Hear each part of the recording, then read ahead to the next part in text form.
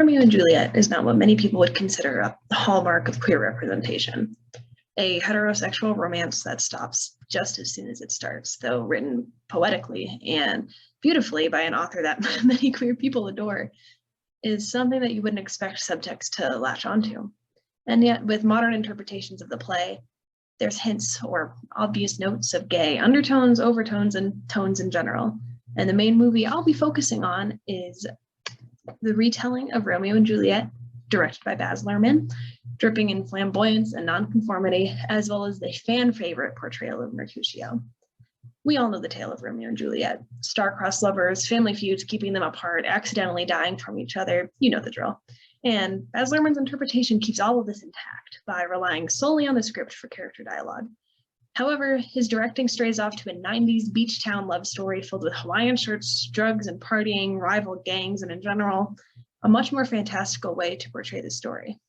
One of the things accentuated in this version is Mercutio, Romeo's right-hand man and friend, and someone with great power in the story due to his ability to go between the Capulets and the Montagues and his relationship with Romeo.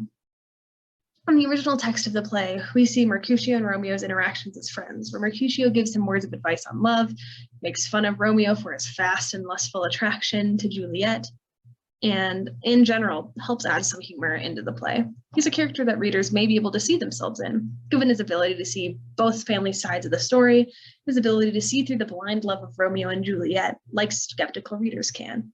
In his entire Queen Mab speech in Act 1, Scene 4 denounces love and honor as things to pursue, a non-conforming middleman in the entire play, while simultaneously bringing humor into the show and showing his eccentricism through tales and puns. And this nonconformity and eccentric behavior is then bumped up a notch in the Baz Luhrmann directed film in the form of exploring his gender and sexuality as it relates to his behavior and his relationship with Romeo. In the film, one of the greatest examples of Mercutio's queerification is in Act 1, Scene 2 party scene. Mercutio is dressed in drag, performing Young Hearts Run Free, making looks and moves at Romeo most of the time.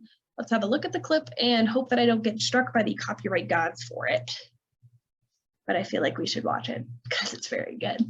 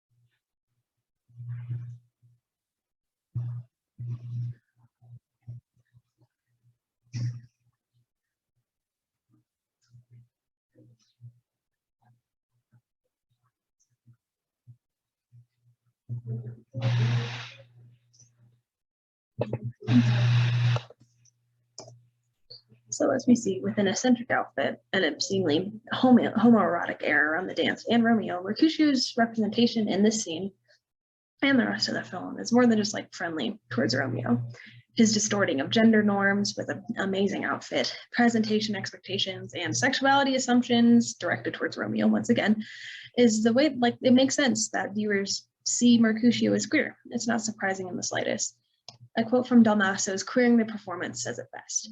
Luhrmann's Mercutio is not just rebellious, he is the emblem of non-normativity itself. In that production, the character of Mercutio queers gender, queers expectations of masculinity and femininity, queers expectations of race, and in a sense, queers love or the ideal of romantic love. And going off of that final point, another thing in both the original text and the film is Mercutio's Queen Mab speech.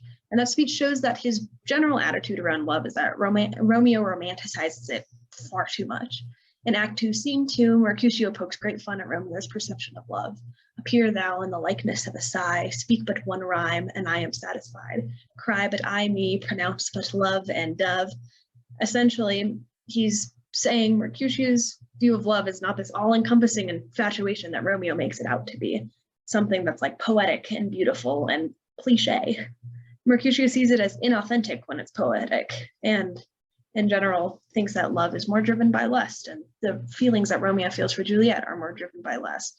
And, you know, Mercutio's innuendos throughout the entire play and film make that very obvious. The emphasis on this idea, the deconstruction of love as the poets and dreamers make it, feels inherently queer. As queer relationships over time continue to destroy the sanctity of marriage, or whatever homophobes enjoy calling it, this itself destroys that idea. And with the homoerotic undertones driven home by Luhrmann, it's queer and it's revolutionary.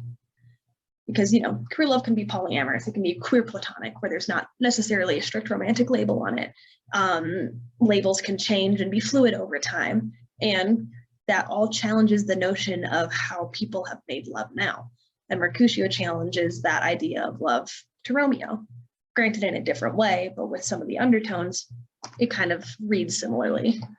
And the final piece I'd like to focus on in this film, which is also found in the original text, is Mercutio's death. First, we see Tybalt's jab at Mercutio and Romeo. Mercutio, thou consortest with Romeo. The implication Tybalt makes, and Mercutio very easily picks up on, is that the two friends are minstrels, those considered lower, and also those considered to be fond of sex and presentation, viewed as perverse and, well, queer. Mercutio's reaction and anger to Tybalt's joke, dripping with mocking tones in the film, is explored heavily by Patricia in his book, Queering the Shakespeare Film. It lends itself to either Mercutio defending Romeo from these accusations, Mercutio denying a relationship that deserves to be scrutinized as such, or Mercutio being upset because he's kind of being called out on this lack of a relationship. And all of these are very queer interpretations. And they're not totally unfounded in the text or in Luhrmann's director's style, which I'm going to be getting into later. The queer tones between these two is exacerbated by Luhrmann, especially in the specific scene of Mercutio's death. The text itself in Act 3, Scene 1, delineates how Mercutio fights Tybalt to protect his own honor and pride. Mercutio taunts Tybalt in the text in order to get him to duel, marking him as the aggressor in the situation. Luhrmann, however, completely alters this interaction. His Mercutio intervenes in order to protect Romeo, who is being mercilessly beaten by Tybalt.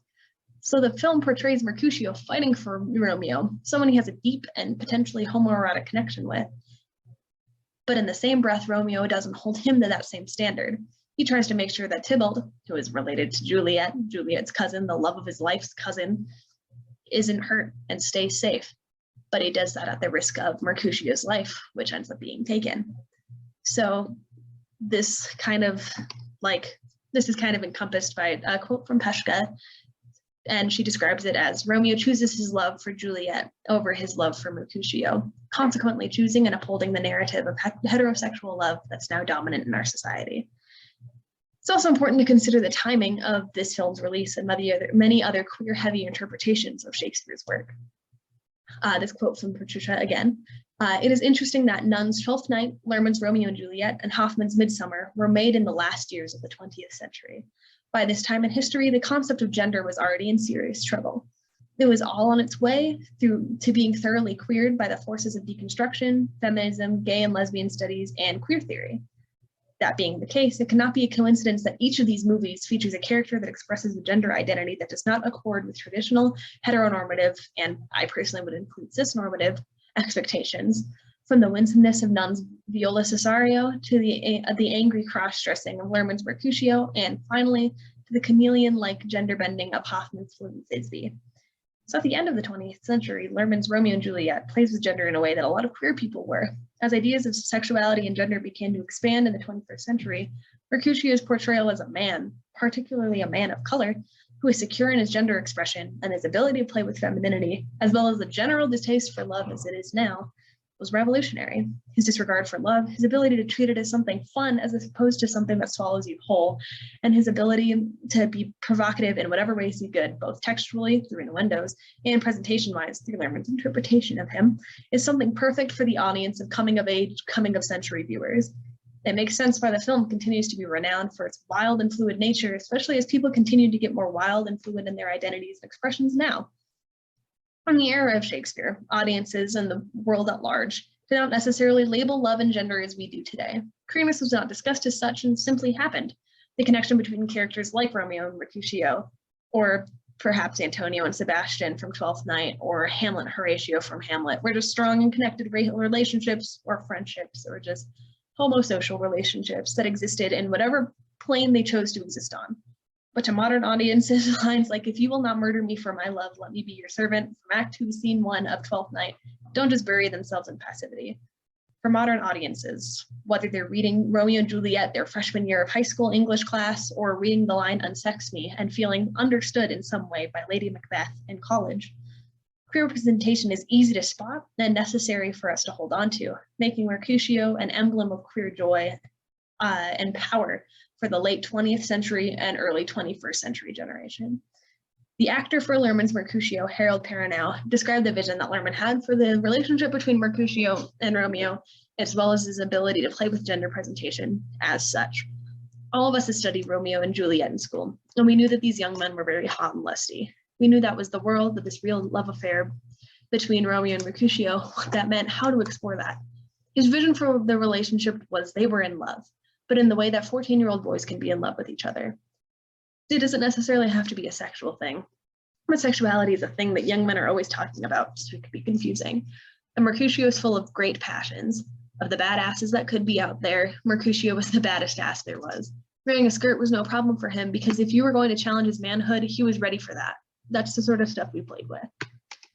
So there's this direct and intentional representation, and this representation of Mercutio as a fluid and secure person in his gender identity, as well as Romeo and Mercutio being played as something more than friends in any way, is something important to keep in mind while I now get into the discussion of the importance of representation.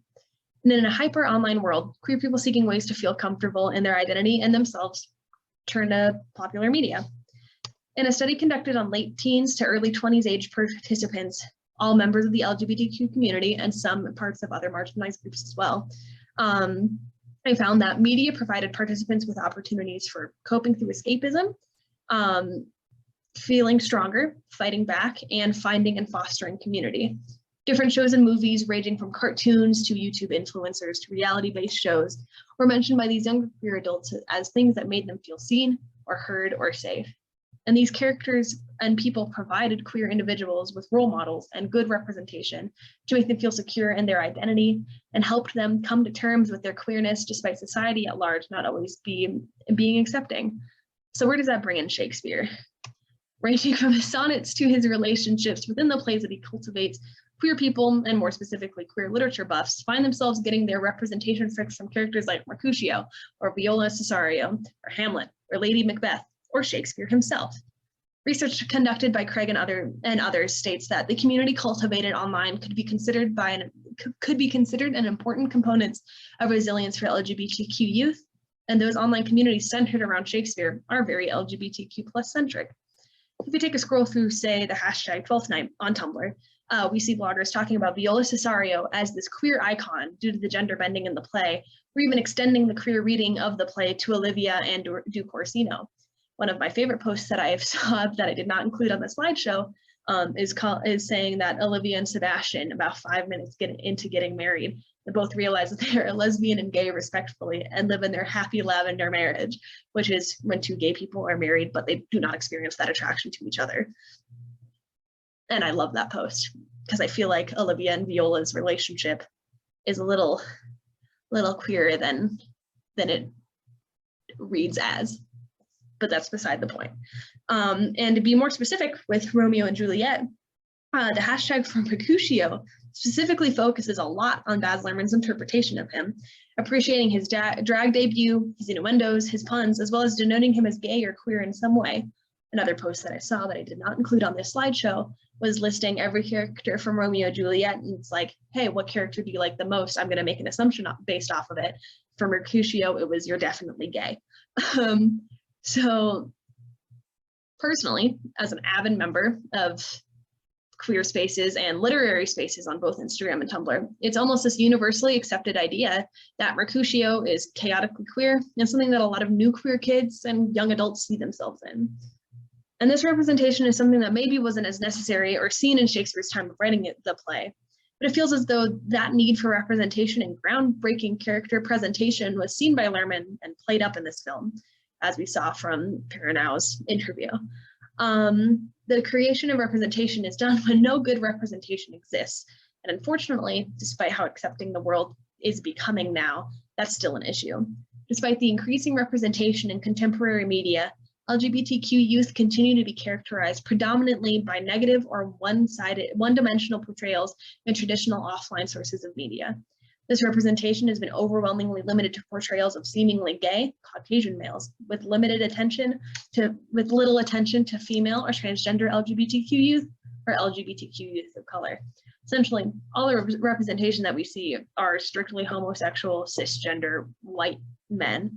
And anything that strays off of that tends to be pretty stereotypical or very watered down. So it makes sense that the fantastical Romeo and Juliet, starring a person of color in Mercutio's role that was intentionally playing the character as queer, was something that the new and old queer community has latched onto. It wasn't forced upon the media by the reader. The directors and the actors themselves pushed for that queerness of the media to be seen and appreciated. Luhrmann's Mercutio, which is still heavily grounded in Shakespeare's text, is unashamed to be himself, witty, and never afraid to speak his mind. And that sounds like good representation to me. Thank you for watching. Thank you for a wonderful class, Calinda. I hope to take another one with you soon.